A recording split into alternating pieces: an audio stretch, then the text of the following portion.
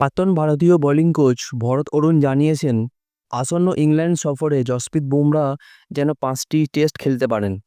তার জন্য কীভাবে তাকে ব্যবস্থাপনা করতে হবে। ভারতের এই প্রাক্তন বোলিং কোচ জানিয়েছেন, আসন্ন ইংল্যান্ড সফরে জসপ্রীত বুমরাহ যেন 5টি টেস্টই খেলতে পারেন। তার জন্য তাকে কীভাবে ব্যবস্থাপনা করতে হবে। ভরত অরুণের মতে, অন্য পেসারদের উপযুক্ত সহায়তা এবং বুমরাহর জন্য অনুশীলন হ্রাস করতে হবে। পরিকল্পিত পুনরুদ্ধার ব্যবস্থা গ্রহণ করার কথা বলেছেন তিনি। এই গুরুত্বপূর্ণ সিরিজে বুমরাহকে সব ম্যাচেই খেলানো সম্ভব বলে মনে করেন ভরত অরুণ। ভারত বনাম ইংল্যান্ডের 5 ম্যাচের টেস্ট সিরিজটি শুরু হবে 20 জুন লিডসে। এর আগে প্রশ্ন উঠেছে, সব কটি ম্যাচেই কি খেলবেন বুমরাহ। ভারতের শেষ বিদেশ সফরে অর্থাৎ অস্ট্রেলিয়ার বিরুদ্ধে সিরিজে তিনি সব 5টি টেস্টই খেলেছিলেন এবং রেকর্ড সহ 32টি উইকেট নিয়েছিলেন মাত্র 13.06 গড়ে। তবে সিরিজের শেষ টেস্টে সিডনিতে যখন তিনি অধিনায়কত্ব করেছিলেন, মাঝপথে চোট পেয়ে মাঠ ছেড়ে বেরিয়ে যান এবং ভারত 1-3 ব্যবধানে বর্ডার গাভাস্কার ট্রফি হারে।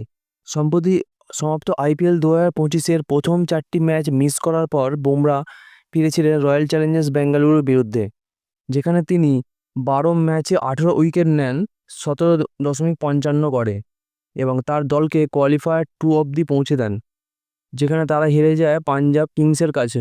সফরের আগে এক প্রেস কনফারেন্সে প্রধান কোচ গৌতম গম্ভীর বলেছিলেন, এখনও ঠিক হয়নি বুমরাহ ঠিক কোন 3টি টেস্ট খেলবেন।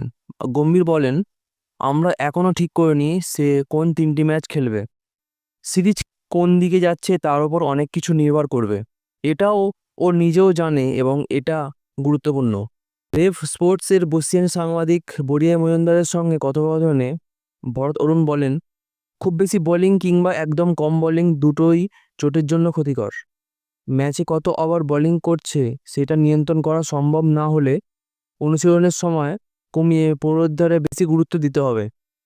কখনো জিমে স্ট্রেট ট্রেনিং, কখনো বা ফিজিওর সঙ্গে রিকভারি সেশন, এইভাবেই বুমরাহকে সামলাতে হবে।